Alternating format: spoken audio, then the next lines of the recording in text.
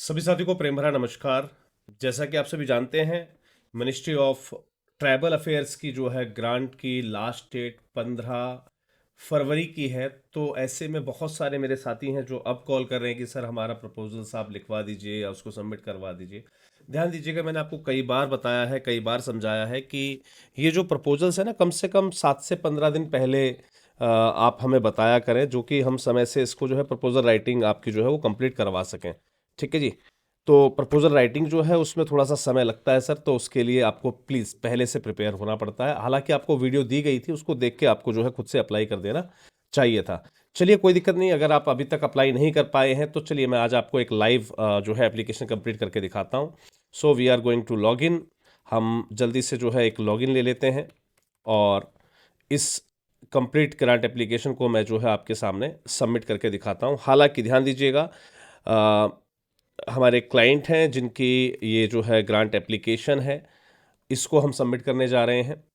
पर इसके लिए ऐसा नहीं है कि वीडियो आप अभी देख रहे हैं तो हैंड टू हैंड सब चीज़ों को कंप्लीट किया गया है। लेट मी क्लियर यू कि इससे पहले हमने इनके सभी डॉक्यूमेंटेशंस मंगवाए हैं। 5-7 दिनों से इनका प्रोसीजर चल रहा था, प्रपोजल राइटिंग वगैरह का, वो सब कुछ हमने जो है बैक एंड पर कंप्लीट किया है। चलिए जी, तो हम एक बार जल्दी से इनको लॉगिन कर लेते हैं। कई बार जो है लॉगिन में अगर आपको समस्याएं आती हैं, ठीक है जी, तो आप जो है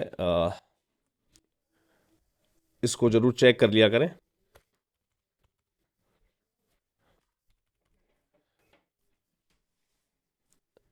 यहाँ पर हम जो है लगातार प्रोसीजर कंप्लीट करके दिखाएंगे आपको लाइव, जिससे कि आपको सबमिशन करने में कोई भी दिक्कत ना आए।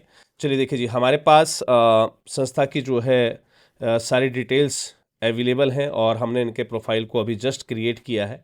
ये फर्स्ट लॉगिन जब आप करते हैं तो कुछ इस प्रकार से आपको अपना एनजीओ का प्रोफाइल यहाँ पर दिखाई देता है।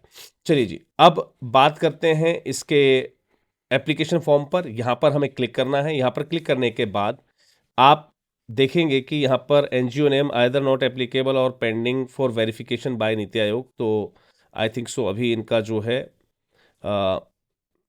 वहाँ से कंफर्म नहीं हुआ है अभी नाम ही नीति आयोग से। तो I think so we should wait now. यहाँ पर हालांकि संस्था का नाम हमें दिखाने लगा है, लेकिन ऑटोमेटिक जो फिल होकर आता है डाटा, वहाँ पर इनका जो है नाम अभी नहीं दिख रहा है। चलिए जी, know your application submit status, यहाँ पर कुछ भी नहीं है अभी।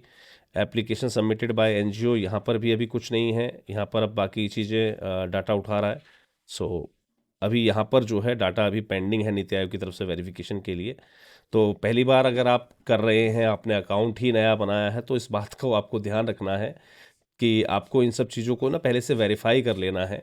काफ़ी सारे साथी जो है बैकएंड पर अपने डाटा को कंप्लीट नहीं करते हैं, तो इसको आप कंप्लीट कर लीजिएगा। हालांकि जैसे मैं यहाँ पर आपको दिखा रहा हूँ कि अभी इनकी जो बैंक डिटेल हैं, आप देख पा रहे होंगे, वो अभी पेंडिंग है। तो मुझे फर्स्ट ऑफ ऑल इन सभी को जो है कंप्लीट करना होगा। तो मैं फटाफट जो है इनको कंप्लीट करता हूँ और then we will back to you. ठीक है जी। तो हम जल्दी से इनकी बैंक डिटेल कंप्लीट करते हैं और साथ साथ मैं तब तक आपको बताना चाहूँगा कि हमने बैकएंड पर इनके सारे डॉक्यूमेंटेशन मंगा लिए हैं। जैसे कि आप देख रहे होंगे, सभी एनुअल रिपोर्ट्स मेरे सामने हैं, ऑडिट रिपोर्ट्स की फाइल मेरे सामने है। हमने इनका बेसलाइन डाटा रेडी कर लिया है, प्रोजेक्ट के लिए इनका बजट रेडी कर दिया है, इनका डिक्लेरेशन रेडी कर दिया है ना। इनकी ITRs हमने जो है सब मंगवा ली हैं, मेंबर की लिस्ट वगैरह मंगवा ली है ना। इनके माइलस्टोन्स हमने रेडी कर दिए हैं प्रपोजल के लिए, और जो भी हमारा मेमोरेंडम वगैरह था वो हमने मंगा लिया था, सर्टिफिकेशन हमने मंगवा लिए थे, इनके बेसलाइन डाटा हमने इनका रेडी कर दिया है ना। बजट हमने इनका रेडी कर दिया, डिक्लेरेशन जो भी था इस प्रपोजल के लिए वो हम सब कुछ रेडी कर चुके हैं। पास्ट एक्टिविटीज़ क्या क्या थी उसको हम कन्फिगर कर चुके हैं, और कुछ PDF हमने मंगाए हुए हैं जो इसमें हमें अपलोड करने हैं, राइट। तो ये PDF भी हमने इन पर मंगवा लिए थे। पैन कार्ड हो गया, प्रपोजल हो गया और सर्टिफिकेट वगैरह हो गया, ये सब चीज़ हम यहाँ पर कंप्लीट कर चुके हैं। तो पहले आपको ना अपने सारे डॉक्यूमेंटेशंस को कंप्लीट कर लेना होता है। अब डॉक्यूमेंटेशन पार्ट हमने कंप्लीट करने के बाद क्या किया, इनको हम लेकर आए नए फोल्डर पे। यहाँ पर हमारे जो बचे हुए डॉक्यूमेंट्स थे, जिसको हमने पिछले पार्ट में देखा कि हमने किस प्रकार से उनके डॉक्यूमेंटेशन कुछ PDF मंगाए हुए थे, उन PDF में से ये जैसे बैंक लेटर है, बॉन्ड पेपर है, गवर्निंग बॉडी का जो लिस्ट है, और जो हमें प्रपोजल के लिए जो कोटेशंस वगैरह देनी थी वो सब मैंने इनसे मंगवा ली हैं।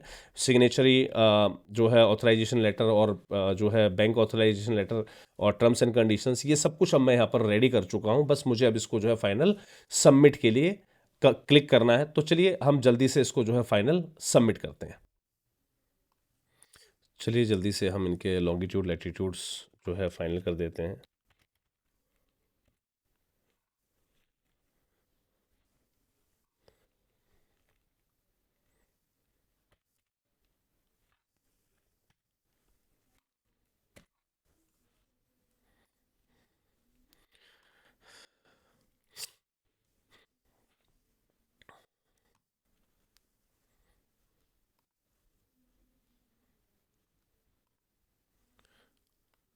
तो हमने ये जो है लॉन्गिट्यूड और लैटिट्यूड्स जो है वो कॉपी कर लिए हैं। और let me take you over the application. अब हम एप्लीकेशन की तरफ बढ़ रहे हैं और यहाँ पर मैं लॉन्गिट्यूड और लैटिट्यूड्स को जो है वो कंप्लीट कर देता हूँ। Copy this one and this. चलिए जी जल्दी से एप्लीकेशन को फिल कर देते हैं हम। राइट।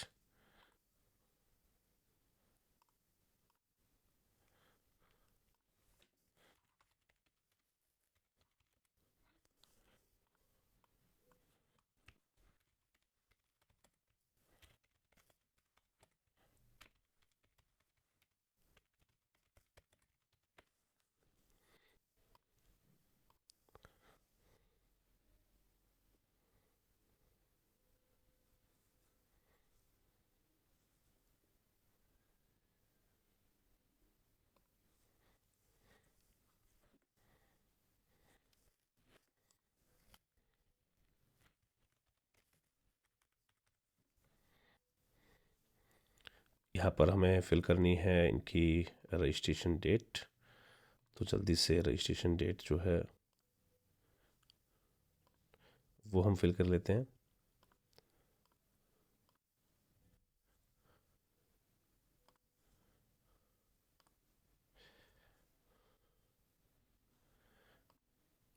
हमारा जो रजिस्ट्रेशन है वो अब लाइफ टाइम के लिए जो है वैलिड है। ठीक है जी। तो हम इसको जो है लाइफ टाइम के लिए ओके कर देते हैं। यस। संस्था का पैन नंबर फिल कर देते हैं।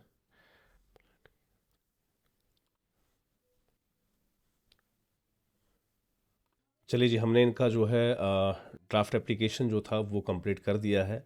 और अब हम बढ़ेंगे इसके फाइनल पार्ट की ओर, यानी कि जहाँ पर हम इनके अब डॉक्यूमेंटेशन अपलोड करने वाले हैं। तो चलिए जी एप्लीकेशन फॉर्म पर क्लिक करते हैं, एडिट एप्लीकेशन फॉर्म पर। यहाँ पर अभी थोड़ा सा जो इशू है नेम अवेलेबिलिटी का वो थोड़ा सा जो है कंफर्म हो जाएगा ऑटोमेटिकली, उसकी इशू नहीं है। चलिए जी अपलोड डॉक्यूमेंटेशंस का जो ऑप्शन हमें दे रहा है कि भाई आपको थोड़ा सा वेट करना होगा, तो उसके बाद ही आप इसको जो है कंप्लीट कर पाएंगे। चलिए जी तो हम इसके लिए अब वेट कर लेते हैं फाइनल सबमिशन के लिए। हमने बाकी की जो चीज़ें हैं वो सब यहाँ पर जो है कंप्लीट कर दी हैं। तो let me clear it once again. Save submit. यहाँ पर हमने जो है इसको कंप्लीट किया, बैक। और अब जो है इसके डॉक्यूमेंटेशन को हम जो है अब अपलोड कर देते हैं। It will take some time. चलिए जी हमारे पास शीट आ गई है। अब यहाँ पर वन बाय वन हम जो अपने डॉक्यूमेंटेशंस हैं वो मैं यहाँ पर जो है अब अटैच करने वाला हूँ। तो चलिए जी जल्दी से इनके डॉक्यूमेंटेशंस को मैं यहाँ पर अटैच करता हूँ और उसके बाद मैं फिर से आप तक वापस आता हूँ। यहाँ पर ध्यान दीजिएगा, जैसे कि हमने बजट एस्टीमेट्स को अभी छोड़ा हुआ है, इसको हम बाद में कंप्लीट करेंगे। लिस्ट ऑफ ओपीडीज़ हम अभी से शो नहीं करेंगे क्योंकि हमारा नया प्रोजेक्ट है। बढ़ते हैं आगे। लिस्ट ऑफ एम्प्लॉयज़ इंगेज जो है वो हम यहाँ पर जो है अब सबमिट करने वाले हैं। ठीक है जी एम्प्लॉयज़ की लिस्ट को हम जो है सबमिट कर देते हैं।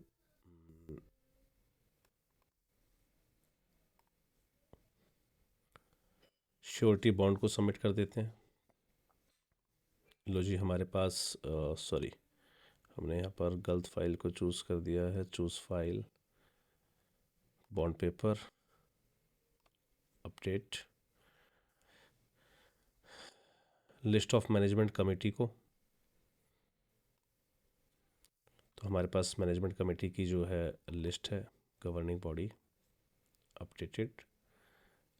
अब वर्क करते हैं इनके एनुअल या एक्टिविटी प्रोफाइल पर। इनको मैं एक जगह कलेक्ट कर लेता हूँ क्योंकि मेरे पास जो फाइल्स अवेलेबल हैं, मेरे पास इस समय जो फाइल्स अवेलेबल हैं वो अलग अलग अवेलेबल हैं, तो लेट मी मर्ज देम। मैं इनको एक बार मर्ज कर लेता हूँ, तब तक मैं यहाँ पर जो है बायलॉज जो है अटैच कर देता हूँ, और साथ साथ जो है ऑथराइजेशन लेटर, बैंक का ऑथराइजेशन लेटर हम यहाँ पर जो है सबमिट कर देते हैं। अपलोड कर दिया मैंने इसको भी, और यहाँ पर हम जो इनकी टर्म्स और कंडीशंस हैं टीएनसी, उसको भी अपडेट कर दे रहे हैं। चलिए जी, ये हमने अपलोड कर दिया है। अब मैं जल्दी से इनका जो है बायोलॉजी की फ़ाइल जो है मेरे पास वो अलग पीडीएफ में है, वो मैं एक बार उठा लाता हूँ, और इसको भी हम जो है सबमिट कर देते हैं। तो बायोलॉजी की फ़ाइल निकाल लेते हैं इनकी, और साथ साथ जो है ऑथराइजेशन लेटर हमारा हो चुका। बायोलॉजी लेना है मुझे इनकी, और इनकी जो ऑडिट हैं और एनुअल रिपोर्ट हैं, इनको मैं एक बार जो है पीडीएफ में मर्ज कर लेता हूँ, और उसके बाद हम इसको अपलोड करेंगे। देन आफ्टर ये कंप्लीट हो जाए, दो पार्ट रह गए हैं हमारे यहाँ पर, ऑडिट, एनुअल रिपोर्ट, ऑडिट और बायोलॉज। मैं इसको सबमिट करता हूँ, और उसके बाद मैं आपको लेकर चलूँगा इनके बजट वाले जो हमने इनका रेडी किया है जस्टिफिकेशन का। मैं एक बार उसका फ्रंट व्यू आपको दिखाऊंगा कि कैसे हमने उसके अंदर जो तमाम इनकी जो कोटेशंस हमने मंगाई हुई हैं, वो कोटेशंस के साथ हमने इसको कैसे रेडी किया है। तो मैं एक छोटा सा लुकआउट उसका भी दिखाता हूँ आपको, उसके बाद हम इसको सबमिट करेंगे, तो वहाँ से थोड़ा सा आपको कॉन्फिडेंस बन जाएगा कि हमें इसको कैसे रेडी करना होता है, राइट। चलिए जी, मैं अभी आपके पास जो है एक बार ये डॉक्यूमेंटेशन कंप्लीट करके कॉन्फ़िगर करके फिर वापस लौटता हूँ। चलिए जी, बाकी के जो डॉक्यूमेंटेशन है वो भी हम यहाँ पर कंप्लीट करके ले आए हैं, तो मैं एक बार जल्दी से कुछ चेंजेस हैं वो चेंजेस कर देता हूँ। जैसे मेमोरेंडम ऑफ एसोसिएशन जो है वो हमसे गलत लग गया था, तो मैं उसको भी जो है कंप्लीट कर देता हूँ। चलिए जी, मेमोरेंडम ऑफ एसोसिएशन हमारा ये है, अब अपलोड कर देते हैं। और मेमोरेंडम ऑफ हमारा जो है बायलॉज जो है वो अलग है, वो हम यहाँ पर अटैच कर दे रहे हैं। ओके जी, तो आपकी जो डॉक्यूमेंटेशन है उनका बारीकी से ध्यान दिया जाता है। अब यहाँ पर हम एनुअल रिपोर्ट जो है, एक्टिविटी प्रोफाइल्स जो हैं वो लास्ट 2 ईयर्स की, वो हम यहाँ पर जो है मर्ज करने वाले हैं। तो ये हमारी एनुअल रिपोर्ट्स हैं जो हमने मर्ज करके रखी हुई हैं, इसको मैं यहाँ पर जो है अपलोड कर देता हूँ। और अब हम बात करने वाले हैं ऑडिट रिपोर्ट्स की, तो जल्दी से हम ऑडिट रिपोर्ट्स को भी अब सेलेक्ट कर लेते हैं। हमने यहाँ पर जो है अपनी ऑडिट रिपोर्ट्स भी जो है मर्ज कर रखी हैं, और इसको भी हम जो है अपलोड कर देते हैं। तो आपने देखा किस प्रकार से हमने अपने जो डॉक्यूमेंटेशन से पार्ट है उसको कंप्लीट किया। बेनिफिशियरी लिस्ट को हमें नहीं चढ़ाना है, because it's available for the previous project. जो पुराने प्रोजेक्ट्स हैं उनके लिए है बेनिफिशियरी का जो काम है, ठीक है जी, उसको हमें नहीं चढ़ाना है। अब हम यहाँ पर जो है budget estimate for the proposal of current year with detail justification of various cost item, इसको हम जो है अब ड्राइव करने वाले हैं। मैं आपके सामने इसको दिखाऊंगा कि कैसे हमने इसको ड्राइव किया है with the help of quotations and other things, और उसके बाद फिर हम इसको जो है सबमिट कर देंगे। चलिए जी, कार्रवाई को आगे बढ़ाते हैं और समझते हैं कि हमने इस पर्टिकुलर संस्थान के लिए जो प्रोजेक्ट लिखा, उसके अंदर जब हमने बजट शीट क्रिएट की, तो बजट शीट में किन किन चीज़ों का ध्यान रखा गया, कौन कौन सी चीज़ें बहुत ज़रूरी हो जाती हैं। So let me take you over there. चलिए जी, हम चलते हैं इसके सब कंप्लीट डॉक्यूमेंटेशन की तरफ। यहाँ पर हमारे पास है बजट शीट, तो चलिए जी, बजट शीट हमारे पास अवेलेबल है। Now let me know you, हमने इनकी जो मोबाइल डिस्पेंसरी यूनिट है उसके लिए हमने इनकी बजट शीट रेडी की, पूरा प्रपोजल लिखा, और उसके हिसाब से डॉक्टर्स की जो कॉस्टिंग्स थी, या जिसमें भी हमने नर्स वगैरह का अपॉइंटमेंट किया, तो उसके हिसाब से जो भी सैलरी कॉस्ट यहाँ पर बैठती है, हमने उन सब चीज़ों को यहाँ पर प्रदर्शित करने का प्रयास किया। तो चलिए मैं थोड़ा सा इसको जूम करवा देता हूँ, जो कि आपको आसानी से समझ में आ जाए। देखिए, हमने यहाँ पर क्या किया कि हमने यहाँ पर फर्नीचर फिक्चर्स के लिए जो 20,000 का अमाउंट दिया हुआ था, हमने उसको सेम रखा है। मेडिकल इक्विपमेंट्स के लिए 3 लाख रुपए जो दिए गए थे वो हमने सेम रखे हैं यहाँ पर। मोबाइल जीपीएस इनेबल्ड जो सिंगल यूनिट थी, हमने यहाँ पर कोटेशंस का यूज़ किया, ध्यान दीजिएगा। जैसे हमने यहाँ पर कोटेशंस दिए हैं, एक कोटेशन हमारी ये कहती है कि भाई आपको टाटा विंजर की एम्बुलेंस मिल जाएगी, और 19,25,000 रुपये उसकी कॉस्ट आ रही है, जबकि 19,25,000 जो कॉस्ट है, अगर वो हम यहाँ पर शो करते हैं, तो आप जब बजट की गाइडलाइन को पढ़ेंगे वहाँ पर है 15 लाख रुपए तक का बजट, जो उनके हिसाब से, गवर्नमेंट के हिसाब से। तो हमने यहाँ पर क्या किया, self contribution by the NGO at the time of purchase of the at the time of purchase due to the dealer rate differentiation.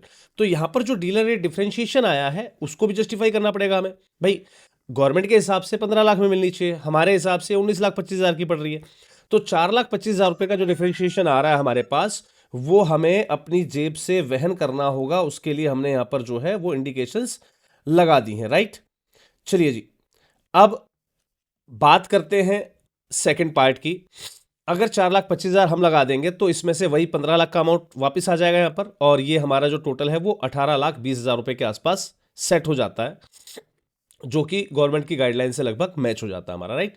अब यहां पर बात करते हैं हम particular for the mobile van quotation number 2, है ना। यहां पर ध्यान दीजिएगा, मैंने यहां पर कोटेशन नंबर 2 के हिसाब से, केस 2 के हिसाब से मैंने यहां पर दिया, क्योंकि हमने यहां पर 2 कोटेशन यूज किए। सेकंड कोटेशन मेरे पास है, जिसके अंदर हमें जो कोटेशन मिली वो इको एम्बुलेंस सेल की मिली, जो कि लगभग 6,94,135 रुपए उसका रेट आ रहा था। तो हमने यहां पर दिखाया कि भाई अगर हम उस कोटेशन के हिसाब से जाएंगे तो सेम जो है हमें क्या करना है, फर्नीचर फिक्सर्स का सेम रहेगा, मेडिकल इक्विपमेंट सेम रहेंगे, और mobile van GPS enabled 2 units. ध्यान दीजिएगा, हमने यहां पर सिंगल यूनिट दी थी टाटा की, और अब हम यहां पर 2 यूनिट्स दे रहे हैं, कौन सी, इकोसेल की, जो कि 6,94,135 रुपए पर पर्सन की हमें पड़ रही है, पर पीस का कॉस्ट पड़ रहा है। तो उसके हिसाब से हमारी कॉस्ट होती है वो 13,88,270 रुपए हो जाती है। अब थोड़ा सा हमें मॉडिफिकेशंस की आवश्यकता पड़ेगी उसके अंदर, है ना, बोथ एम्बुलेंसेज में। तो हमने उसके लिए कॉस्ट इस पर ऐड ऑन कर दी 1,11,730, यानी कि हमने इसको दोनों को मिलाकर जो है वो 15 लाख की कैपेसिटी इसकी ड्राइव कर दी है, जो कि गवर्नमेंट की गाइडलाइन से मैच होगी। यानी कि यहां भी हमारा जो बजट है वो 18,20,000 रुपए ही आ रहा है। लेकिन फर्क क्या है, अगर आप कोटेशन 1 को पास करते हैं, हमारा कहना क्या है कि अगर आपने इस कोटेशन 1 को पास किया तो सिंगल यूनिट चलेगी हमारी, है ना, मोबाइल जीपीएस वैन की।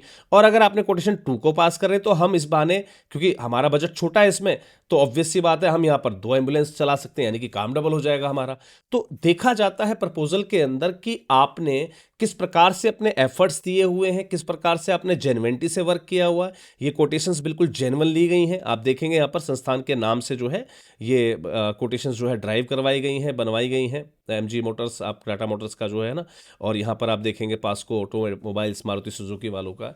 तो हमने वहां से जेन्युइनली इनकी जो है कोटेशन बनवाई और इसको फिर यहां पर इंटीग्रेट किया। अब बात करते हैं सेकंड पर्टिकुलर की। मोबाइल वैन यूनिट की बात यहां पर हो गई खत्म। अब जी बात आती है रिकरिंग ऑनरेरियम की। रिकरिंग ऑनरेरियम के अंदर डॉक्टर्स के लिए गवर्नमेंट कह रही है कि जी हम 50,000 रुपए देते हैं, लेकिन हमारे पास डॉक्टर अवेलेबल है 40,000 रुपए में, है ना। तो हमने दिखा दी 40,000 में हमारे पास डॉक्टर अवेलेबल है, 15,000 रुपए में हमें स्टाफ नर्स, क्योंकि इसका मैक्सिमम रेट उन्होंने वही दिया हुआ है कंपाउंडर या स्टाफ नर्स का, और ड्राइवर का भी जो है सेम दिया हुआ 10,000 रुपीज। तो यहां पर फर्क क्या हुआ, अगर मैं मेरी कोटेशन नंबर 2 पास होती है तो जो गवर्नमेंट हमें बजट दे रही है 7,80,000 रुपए का, उससे ये एक्सटेंड कर जाएगा, है ना। टोटल बजट जो हमें गवर्नमेंट दे रही है, ठीक है, वो 9 लाख रुपए का दे रही है, तो 9 लाख रुपए से एक्सटेंड कर जाना चाहिए था। लेकिन हमने क्या किया, यहां पर डॉक्टर जब हमें 40,000 में अवेलेबल हो रहा है, यानी कि 50,000 गवर्नमेंट के नॉर्म्स के हिसाब से 10,000 रुपए हमारे पास बचे हुए, और 10,000 कहां पर एक्स्ट्रा लग रहे हैं हमारे ड्राइवर की। ड्राइवर को 10,000 पर ईयर जो है अगर गवर्नमेंट दे रही है पर मंथ के हिसाब से, तो हम अगर 2 ड्राइवर रखते हैं तो हमारा एडिशनल जो 10,000 हमारा यहाँ डॉक्टर में बच रहा था वो हमारा ड्राइवर में कंप्लीट हो जाएगा। यानी कि हमारी सेकंड जो कोटेशन है वो भी लायबल है, यानी कि उसको भी जो है लीगल ठहराया जा सकता है। तो हमने यहाँ पर दिखाया कि ऑनरेरियम जो बनता है वो केस 1 के अकॉर्डिंग 3 मेंबर हो जाएंगे आपके, एक डॉक्टर, एक स्टाफ नर्स और एक ड्राइवर, और उसके हिसाब से टोटल कॉस्ट आ रही है आपकी 7,80,000 रुपए। गवर्नमेंट कह रही है हम 9 लाख रुपए तक का बजट देते हैं, कोई दिक्कत नहीं जी। अगर आप कोटेशन 2 को पास कर रहे हो, कंसीडर कर रहे हो, तो सेकंड ड्राइवर भी इसके अंदर रिक्वायर्ड हो जाएगा हमें, तो उसकी हमने एक कॉस्टिंग और बढ़ा दी, 1% बढ़ा दिया यहाँ पर, तो उसके हिसाब से 1,20,000 और बढ़ जाएंगे, यानी कि टोटल बजट आ जाएगा आपका 9 लाख रुपए, जो कि गवर्नमेंट की गाइडलाइन से हमारा मैच कर रहा है। और उस केस में नंबर ऑफ स्टाफ हो जाएगा हमारा 4% का, राइट। तो आई थिंक सो ये चीज आपको क्लियर हो गई होगी। अब बात करते हैं रिकरिंग अदर देन ऑनरेरियम की। ऑनरेरियम के अलावा जो हमारा रिकरिंग्स है, जैसे फ्यूल के लिए जो चार्जेस उन्होंने दिया था हमने उसको सेम रखा है, maintenance of equipment and vehicles जो उन्होंने हमें दिया था वो भी हमने सेम रखा है, यहाँ पर डेली अलाउंस का जो उन्होंने दिया था हमने उसको भी सेम रखा है, ड्रग्स के लिए यानी कि दवाइयों के लिए जो अमाउंट दिया था 3,50,000 का हमने वो भी सेम रखा। बस ये ध्यान रखिएगा अगर आप हिली एरियाज में डील कर रहे हैं तो वहां पर पेट्रोल के या फ्यूल के चार्जेस में चेंज आएगा, राइट। तो वो चेंजेस को ध्यान रखना। हमारा जो है वो प्लेन एरिया के हिसाब से है, भाई हमें पता है, हमने यहाँ पर इंडिकेट कर दिया भाई हमारी संस्था जो है प्लेन एरिया में, जो हम प्रोजेक्ट हमारी जो लोकेशन है वो प्लेन एरिया की है, तो हमने प्लेन एरिया के हिसाब से हमारा जो बजट है वो 16,64,000 रुपए का यहाँ पर इसका कंप्लीट कर दिया, यानी कि 9 लाख रुपए ऑनरेरियम के और 7,64,000 रुपए हमारे ये। तो ये हमारे जो है टोटल यहाँ पर 15,44,000 रुपये टोटल हो जाते हैं। अगर अगर आप कोटेशन 2 की तरफ जाते हैं, है ना, अगर आप कोटेशन 2 की तरफ जाते हैं, देखिए 7,80,000 रुपये ये हुआ और 7,64,000 ये हुआ, टोटल मिलाकर कितना हुआ हमारा 15,44,000 रुपये, है ना। और अगर आपने केस 2 को फाइनल किया, यानी कि आपने हमारी सेकंड वाली कोटेशन, सस्ती वाली कोटेशन है, उसको अगर आपने कंसीडर करा तो 9,00,000 ये और 7,64,000 ये, यानी कि हमारा 16,44,000। तो हमने दोनों चीजों को जस्टिफाई कर दिया। ध्यान रखिएगा, प्रपोजल जब हम लिखते हैं, इस ग्रांट की गाइडलाइन में क्लियर कहा गया था आपसे कि आपको कोटेशंस का यूज करना है, तो कोटेशन का यूज करना मत भूलिएगा, अदरवाइज बेवजह एप्लीकेशन लगाने से कोई भी फायदा नहीं है। अब बात करते हैं, गवर्नमेंट ने ये कहा हमसे कि भाई आपको जो भी आपने अपना बजट दिया उसको जस्टिफाई कीजिए। जस्टिफाई का मतलब आपने फर्नीचर फिक्सर्स क्यों लेना है, मेडिकल इक्विपमेंट क्यों लेने, यानी कि इसके अंदर जो भी कॉलम हमने लिखा है उसको एक्सप्लेन भी करना है। तो हमने क्या किया, कोटेशन सब साथ में लगा दी, बजट हमारा पूरा है।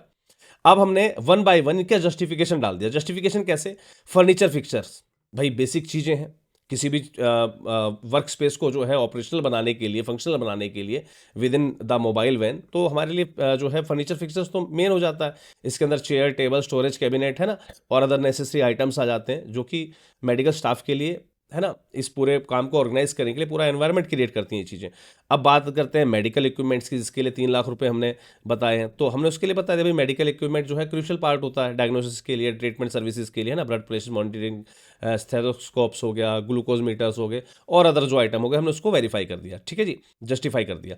अब बात करते हैं मोबाइल वैन की। मोबाइल वैन हमने बताया जीपीएस इनेबल्ड में हमने दोनों कोटेशंस को जस्टिफाई किया। यहाँ पर टाटा विंजर वाली हमारी जो 19,25,000 वाली थी, उसको भी हमने जस्टिफाई किया कि भाई ये इस टाइप की होती है ना, इसलिए इसकी कॉस्ट इतनी है ना। और कोटेशन 2 को भी हमने जस्टिफाई किया कि भाई इको एम्बुलेंस सेल अगर हम ले रहे हैं 2 यूनिट तो हमें इतने की पड़ रही है, और यहाँ पर हमने बता दिया भाई दोनों की कॉस्टिंग के हिसाब से हमारा काम जो है वो डबल हो जाए, यानी कि बेनिफिशरीज का हमारा जो डाटा है वो डबल हो जाता है, राइट।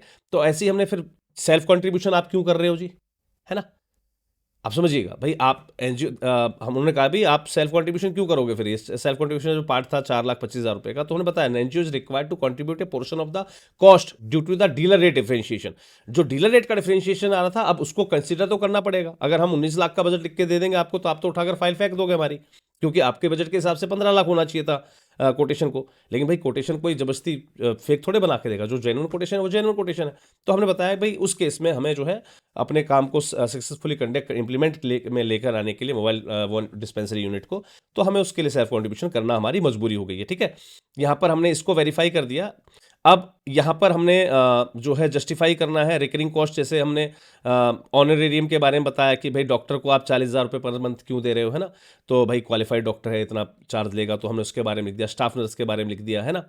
उसके बाद हमने ड्राइवर के बारे में बता दिया, भाई ड्राइवर को जो है ऑपरेट करना होता है। एडिशनल ड्राइवर जो अगर हमारी कोटेशन 2 लग रही है, तो उसमें एडिशनल ड्राइवर का फ़ायदा क्या है भाई, 2 मोबाइल वैन हमारी ऑपरेशनल हो जाएंगी, और एडिशनल ड्राइवर अगर होता है इन केस में, तो हमारा जो है सेकंड व्हीकल जो है वो हर एक चीज़ों को मैनेज कर सकता है। ड्राइवर जो है बहुत ज़रूरी होता है भाई ऑपरेशन को साइमल्टेनियसली वर्किंग के लिए, है ना। एक बंदा गया तो दूसरा आ गया, दूसरा नहीं तो पहले वाला आ गया, राइट। रेकरिंग कॉस्टिंग की अगर बात करते हैं फ्यूल के लिए, तो फ्यूल के लिए हमने बताया भाई प्लेन एरिया है, तो फ्यूल तो जो है सिग्निफिकेंट पार्ट होता है हमारी मोबाइल डिस्पेंसरी का, क्योंकि मोबाइल व्हीकल को हमें ड्राइव करना होता है, राइट। मेंटेनेंस एंड रिपेयर को हमने जस्टिफाई कर दिया, जो 60,000 रुपये पर एनम हमने मांगे हुए हैं, है ना, कि मेंटेनेंस और रिपेयर हमारे लिए इसलिए ज़रूरी है, क्योंकि जो अगर हम समय से इसका मेंटेनेंस और रिपेयरिंग करते रहेंगे तो हमें बाद में जो है बार बार ये ख़राब नहीं होंगे हमारे पार्ट्स, है ना। ऐसे ही डेली अलाउंस जो है विजिटिंग मेडिकल टीम, भाई मेडिकल टीम को कहीं भी जाना है ना, तो उनके इंसिडेंटल जो है एक्सपेंसेस हो जाते हैं कई बार वाइल ऑन ड्यूटी, है ना, सच एज मील्स हो गया, ट्रांसपोर्टेशन हो गया, तो ये चीज़ें बहुत ज़रूरी हो जाती है, तो हमने उसको भी जस्टिफाई किया। यहाँ पर हमने फिर ड्रग्स को जस्टिफाई किया कि भाई 3.5 लाख रुपए जो ड्रग्स की दवाइयों के लिए, तो वो ऑब्वियस सी बात है भाई, ट्रीटिंग ए पेशेंट, अगर किसी भी पेशेंट को ट्रीट करना है तो दवाइयाँ तो देना ज़रूरी होगा, है ना। तो हमने उसको जस्टिफाई कर दिया। फिर हमने बात करी टोटल कॉस्ट की। भाई टोटल कॉस्ट कोटेशन नंबर 1 के हिसाब से अगर सिंगल यूनिट हम लगा रहे हैं, है ना, सिंगल मोबाइल डिस्पेंसरी यूनिट अगर हम दे रहे हैं, तो उसके हिसाब से हमने इसको बता दिया भाई, जो जो हमारे पास ऑप्शंस थे, है ना, उसके हिसाब से जो है वो सबसे बेस्ट ऑप्शन है, वो सुटेबल है फॉर द ऑर्गेनाइजेशन, है ना, जो कि हम अपने पूरे एरियाज़ को जो हम स्पेसिफिक एरियाज़ में हम फोकस कर सकें। कोटेशन 2 को भी हमने जस्टिफाई कर दिया, है ना, कि उसके हिसाब से हमारी कॉस्टिंग ये आ रही है, लेकिन वहाँ पर जो है हमारा काम डबल भी हो रहा है। तो इसका टोटल हमने कंक्लूजन दे दिया।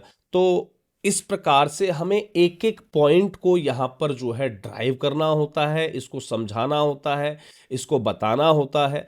ये हमने कंप्लीट कर दिया पार्ट अपना। चलिए अब जल्दी से एक काम करते हैं, अपनी लॉगिन की तरफ चलते हैं और फटाफट अपनी जो एप्लीकेशन है उसको हम फाइनल सबमिट कर देते हैं। तो काफ़ी मेरे व्यूअर्स की जो शिकायत थी कि सर आपने पार्ट बताया नहीं। सर देखिए ध्यान दीजिएगा, ये जो चीज़ें होती हैं ये प्रोजेक्ट के हिसाब से चेंज हो जाती हैं, है ना। अब कोई सिंगल चीज़ नहीं है कि मैंने आपको 1 to 1 बता दिया कि भाई यहाँ पर ये लिख दीजिए, वहाँ पर वो लिख दीजिए और आप उसको कंप्लीट कर लें। It's a type of skill. Content writing is a type of skill. आपको कंटेंट राइटिंग की स्किल है, आप आसानी से पूरे प्रपोजल को लिख सकते हैं। हालांकि हमने इसीलिए जो है अपनी क्लासेस में और बाकी चीज़ों में हम जो है तमाम प्रयासों के माध्यम से आपको सिखाते भी रहते हैं कि भाई कैसे कैसे आपको अपना जो है एप्लीकेशंस कंप्लीट करनी होती हैं, कैसे आपको अपनी जो है प्रपोजल राइटिंग करनी होती है। इसलिए स्पेशली प्रपोजल राइटिंग के लिए कोर्स दिया जाता है। तो थोड़ा सा सीखने पर जोर दीजिए, राइट। और अगर आप सीखने पर जोर नहीं देंगे तो फिर इन क्लाइंट्स की तरह आपको भी जो है सर्विसेज लेकर हुआ इस प्रोजेक्ट को जो है आपको अप्लाई करवाना होगा। तो थोड़ा सा सीखने पर जोर देंगे आप तो बहुत कुछ बेटर हो सकता है। It's in your part only, it's in your hand only. तो आप, ये आपके हाथ में होता है। तो चलिए जी, हमने जो मोबाइल डिस्पेंसरी का जो बजट था, हमने पहले बजट को बनाया सबको और उसको फिर जस्टिफाई किया। इसको हमने अब रख दिया अपने फोल्डर के अंदर। तो चलिए जी, बजट शीट जो है हमारी, उसको हम यहाँ पर जो है अटैच कर देते हैं, अपलोड कर देते हैं। लीजिए जी, हमारे जो कंप्लीट डॉक्यूमेंटेशंस हैं वो अब अटैच हो चुके हैं। हमें यहाँ पर जो डॉक्यूमेंट नहीं दिया वो हमारे लिए ज़रूरी नहीं है। प्रोजेक्ट की गाइडलाइंस को पढ़ने के बाद, सारी चीज़ों को समझने के बाद मैंने इसको जो है कंप्लीट किया है। तो हमने यहाँ पर जो है कंप्लीट डॉक्यूमेंटेशंस अपने जो है वो अब कंप्लीट कर लिए हैं। यहाँ पर कंप्लीट डॉक्यूमेंटेशन होने के बाद एप्लीकेशन फॉर्म पर हम वापस आए। हमारे डॉक्यूमेंटेशन अब फाइनली अपलोडेड हैं और हम इसे सेव एज फाइनल के साथ कंप्लीट कर रहे हैं। और आप देखेंगे कि यहाँ पर कह रहा है please do not try to fill complete form in one attempt. Obviously ये बात तो समझदारी वाली है कि भाई एक बार में आपको जो है प्रपोजल सबमिट नहीं करना है ना। तो यहाँ पर ऑर्गेनाइजेशन रजिस्टर्ड अंडर 12A, तो यहाँ पर जो भी जवाब था हमारा वो हमने यहाँ पर दे दिया है, राइट। तो जो जो कई कई टॉपिक्स ऐसे होते हैं, कई पॉइंट्स ऐसे होते हैं, जब आप फॉर्म को फिल कर रहे होते हैं ना उस समय वो पॉइंट्स नहीं आते हैं, है ना। तो जब आपका वो पॉइंट्स वर्क करने लग जाए तो आप उसको जो है फाइनल सबमिट के अंदर डालेंगे। Please upload all documentations.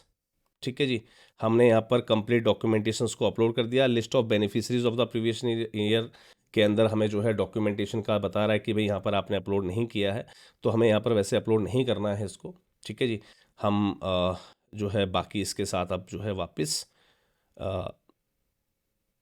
बढ़ जाते हैं। तो मैं यहाँ पर बेनिफिशियरी डिटेल को जो है ब्लैंक हमें छोड़ना है, ध्यान दीजिएगा। हमें बेनिफिशियरी डिटेल को जो है वो ब्लैंक छोड़ना है, तो हमने इसको ब्लैंक छोड़ा हुआ है। चलिए जी, वापस चलते हैं। और हो सकता है कई बार जो एरर आता है वो इस वजह से भी आता है कि भाई आपने क्योंकि वहाँ पर डॉक्यूमेंट अटैच करना मैंडेटरी कर रखा, कई बार बैक एंड से मैंडेटरी होता है, लेकिन प्रोजेक्ट की गाइडलाइन को जब आप पढ़ेंगे, इस चीज़ को आप समझेंगे, तो आपको पता लगेगा कि ये जो डॉक्यूमेंटेशन है ये आपके लिए रिक्वायर्ड नहीं है। तो चलिए जी, चलते हैं वापस होम पर और फिर से इसको फाइनल सबमिट करने का जो है प्रयास करते हैं। देखते हैं हमारी एप्लीकेशन सबमिट हो रही है या नहीं हो रही है, कोई एरर तो इसके अंदर नहीं आ रहा है। चलिए जी, सभी चीज़ें हमने यहाँ पर कंप्लीट की। सेव एज फाइनल पर हमने क्लिक किया और इसने कहा हाँ जी, क्या आप अपनी एप्लीकेशन को फाइनल सबमिट करना चाहते हैं। हमने कहा जी हाँ जी, हम सबमिट करना चाहते हैं। लेकिन इसने कहा जी नहीं, आपका ना कोई डॉक्यूमेंट जो है वो कंप्लीट नहीं है, प्लीज़ अपलोड ऑल डॉक्यूमेंट। फिर से इसने वापस कहा। तो हमारा जो नया प्रोजेक्ट है ना, उसके अंदर कभी भी ये गलती मत कीजिएगा कि आप जो है किसी भी प्रकार की जो बजट शीट है या जो आपके बेनिफिशरीज हैं वो आप उठा कर ले आएँ, तो आपको वो नहीं लगाना है। इसका एक जो है कंसेंट लेटर होता है जो आप अपने सीए से बनाकर जो है आप दे सकते हैं। तो वो कंसेंट लेटर मेरे पास रेडी है। मैं एक काम करता हूँ, अब उस पर्टिकुलर जो कंसेंट लेटर है हमारा बेनिफिशियरी डिटेल वाला, मैं उसको यहाँ पर अपलोड कर रहा हूँ और उसके बाद देखते हैं कि ये हमारी फाइनल एप्लीकेशन के अंदर जा रही है या नहीं। चलिए जी, हमने यहाँ पर कंसेंट लेटर को अपलोड कर दिया है और अब यहाँ पर जो है हम होम पार्ट पर चलते हैं, वापस अपनी एप्लीकेशन के अंदर आते हैं, एडिट एप्लीकेशन फॉर्म पर क्लिक करते हैं और हमारे डॉक्यूमेंटेशन अब यहाँ पर कंप्लीट सबमिट है। तो सेव एज फाइनल पे हम इसको क्लिक कर रहे हैं और इसको हम सबमिट कर दे रहे हैं। देखते हैं, यस, हाँ जी, your application have been send to the concern officer for processing. हमारी जो एप्लीकेशन है वो कंसर्न ऑफिसर को प्रोसेसिंग के लिए जो है भेज दी गई है। तो मैं यहां पर जो है इसका एक स्क्रीनशॉट ड्राइव कर लेता हूं। Thank you, thanks a lot इस पूरी एप्लीकेशन को लाइव देखने और समझने के लिए। उम्मीद करता हूं कि आपने भी अपनी अपनी एप्लीकेशंस को जो है कंप्लीट कर लिया होगा और इसको ऐसे ही सबमिट कर दिया होगा। Thank you, thanks a lot to all of you. Have a great day and bye bye.